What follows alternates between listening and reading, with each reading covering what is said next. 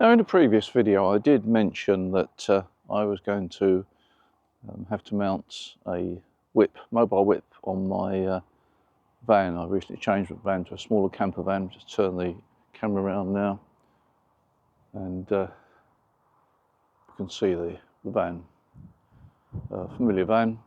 This one is a T6, and the only obvious way to mount it was on the hatch mount. Mount just up there on the hatchback of the van. But things didn't turn out quite as expected. You know, even after all these years of being a ham radio operator, you still come up against problems. You know, doesn't mean to say things aren't going to go wrong. And I took the the hatch mount off of my previous van, together with the cable kit. Put the mount on.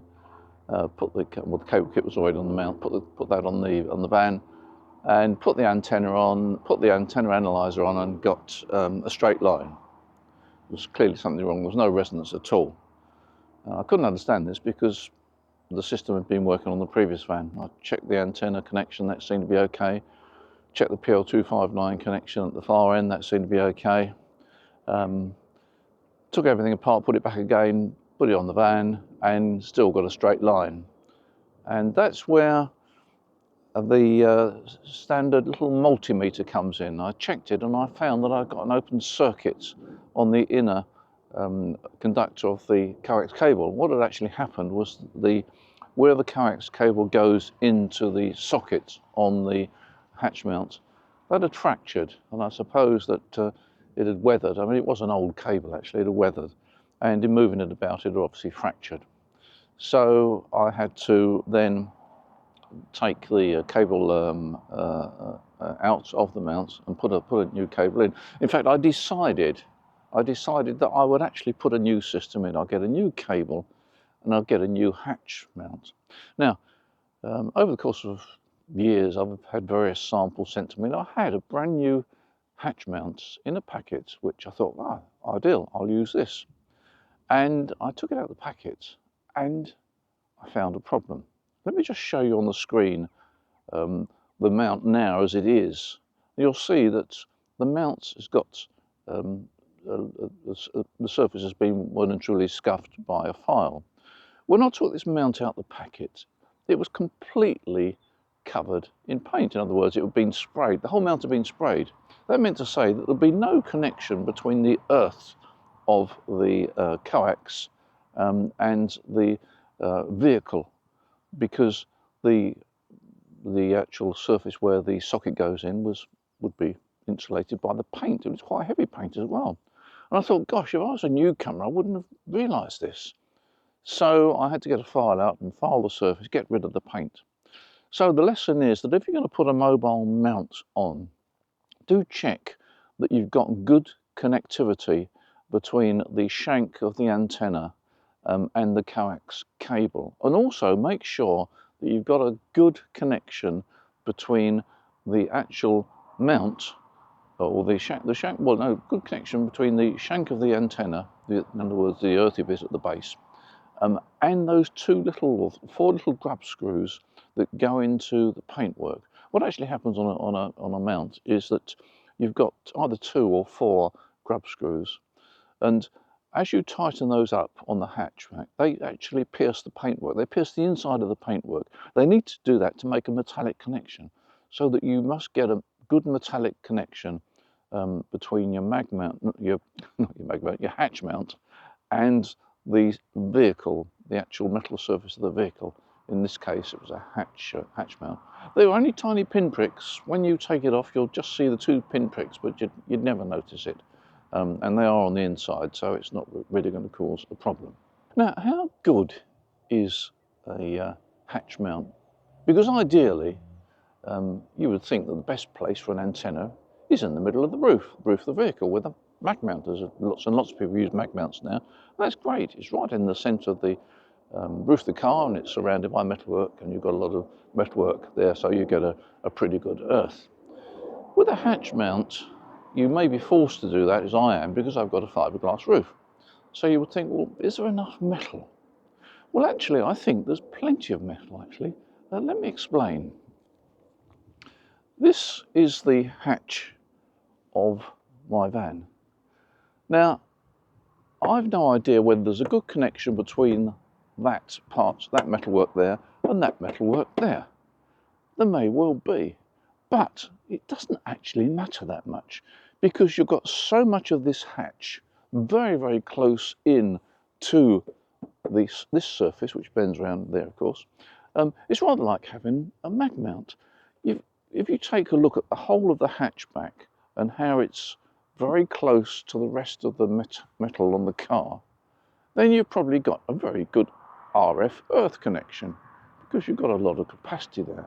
So my take on this is that if you're going to use a hatch mount, don't be too disappointed. I think you'll get very good results with it. And certainly over the years when I've used a hatch mount, to be honest, I've never really thought, well, perhaps I would get better results if it was in the middle of the roof. It looks right, doesn't it? It looks right. If you have the antenna in the middle of the roof, you think, gosh, it looks right, it looks the business. But I'm not so sure that you get anything better than you do if it's on the hatch. And a lot of cars now, the hatch is the obvious answer. Certainly, if you've got fiberglass roof, I've got on this van, then you've got no option. This is the hatch mount I've got on my van. And by the way, that's the bits. It was just there. See there, where the cable goes in. That's fractured. I guess it's got quite an acute bend on it. But anyway, replaced it, and it's all okay now. I've got two types of antennas I use. This antenna is the diamond base-loaded antenna. It's very nice. It's quite lightweight, very easy to adjust. You've got a lock-in. You can see that up there. There's a lock-in up there that just locks it at the upper end of the whipping position. It works pretty well. And of course, lots and lots of these hash mounts are SO239. So the diamond antenna fits very nicely on all the popular hatch mounts. What about 3/8 inch? Well, there is a way of putting a 3/8 inch antenna on a SO239 mount, and I'll just show you that now. Take this off. We do an adapter, and this adapter has got a PL259 at the base, and the upper end has got a socket for 3/8 inch antenna. So you can convert a 3/8 inch antenna to PL259 connection and go straight into the hatch mount or mag mount or whatever mount you've got on the vehicle. And you'll see here I've converted one of the Ampro antennas to a PL259 base. It's quite simple, and we stock these adapter units. You check on their website, you should find them. And there you'll see that I've got the Ampro antenna mounted on the hatch mount. It's not quite straight. The mount needs to be straightened up, but anyway, demonstrates the point. And the advantage of the Ampro antenna is it's quite tall, and so you get quite good efficiency. That's about 2.25 meters. That's a 20 meter one, about 2.25 meters tall, and you do get some pretty good results. It's just a reminder that you don't want too much of the element going into the helical section of the antenna, because it goes in there, and you imagine that metal element going down inside there, it starts to degrade the performance of the coil, and you can get overheating. So I would say even that's a bit too long. So if you need to shorten the antenna element in order to reduce the amount going into the coil, do so, because if you don't, you will get overheating. I have seen adjustments where, you see that okay, where you've got that amount going into the coil. That's far too much. It'll deteriorate the well, first of all, you'll see the SWR will deteriorate. You won't get a very good low VSWR, and also the coil will start to heat up. So you need something like that absolute minimum. You can go much shorter, of course. Doesn't really matter how much shorter you go, but I would say not too much. The shorter the better, and that will make the antenna more efficient.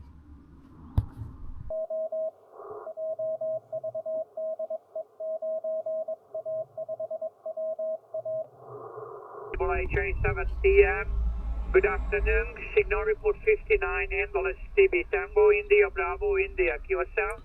Yeah, QSL, the call sign is Golf 3 Oscar Juliet Victor. V Victor is the last letter. Golf 3 Oscar Juliet Victor, portable. My name is Peter, Papa Echo Tango Echo Romeo, and I'm about 50 kilometres east of London. You're also 5959 from Golf 3 Oscar Juliet Victor. Golf 3 Ocean Juliet Victor, stroke PHA7TM. Very good, Peter. Thank you very much. Contact yourself at 100%. 73, goodbye. Okay, 73, thanks for the contact. For portable operation, I use my old faithful IC705. That allows me to operate on the HF bands and, of course, on VHF and UHF. For HF, I tend to operate either 5 watts or 10 watts. That suits my method of operation. In the van, I have this 1200 watt power supply. You've got a cigar socket there, 3 AC sockets, and you've got some USB sockets there. And this will, of course, easily power the 705. It powers my microwave in the van, powers an electric kettle, and anything else I like to plug into it. It's very rugged, and I've got no gas for cooking. Everything is electric. So it works okay. Now, one thing I would say is that I don't operate mobile, if you know what I mean. I don't operate on the move. Certainly the Ampro antenna on that hatch mount, I wouldn't take it mobile. You need a heavier duty hatch mount than that. But for portable work, it's okay. Because the Ampro antenna is somewhat heavier than the Diamond, I decided to go back to the larger mounts. This particular one is made by Diamond, and it's got 4 grub screws to hold it in place, and it's a stronger mount. But these days I don't operate mobile at all. I operate static mobile. I'm not sure whether you call it static mobile or portable operation. Doesn't really matter, does it? No, I don't operate mobile at all now on the move. I think it's a bit dangerous these days. So there we are. That's my experience with the hatch mount. Got it working eventually, and I'll just show you the VSWR I was getting on that on the Ampro antenna. It's very good actually. I was very impressed with it. Very nice VSWR, and covers the band quite well actually. One thing I would say is that don't forget that although the antenna's fairly short, the vehicle bodywork is part of the antenna system. I think a lot of people forget that the actual bodywork of the vehicle radiates. It's like a dipole really. One side of the dipole is the width, the other side of the dipole, which goes to the earthy side of the coax, is your vehicle. Your vehicle's insulated because it's on tyres. So you've actually got some sort of dipole effect really. And that's one of the reasons why you can get such good results with mobile whips on a vehicle. And I reckon really and truly for a lot of portable work, a mobile whip on a vehicle that's metal is not a bad option really. And of course if it rains you don't get wet, do you? Anyway, I don't want to deter those that have got some pretty good antenna systems for portable work. You keep it up. And of course if you're going up a mountain with a rucksack you can't take your vehicle there, can you? Here we are. Okay, well, thanks for watching this video. Thanks for your support on this channel. It's much appreciated. Don't forget, if you want to convert your Ampro antenna to a PL259, get one of those adapters. Or if you haven't got an Ampro antenna, well, why not try one out? They're not expensive at all. And they're very convenient, very well made, and I'm very impressed with them. So, in the meantime, you enjoy your ham radio, you take care, and as usual, I'll look forward to seeing you in the next video. Bye for now.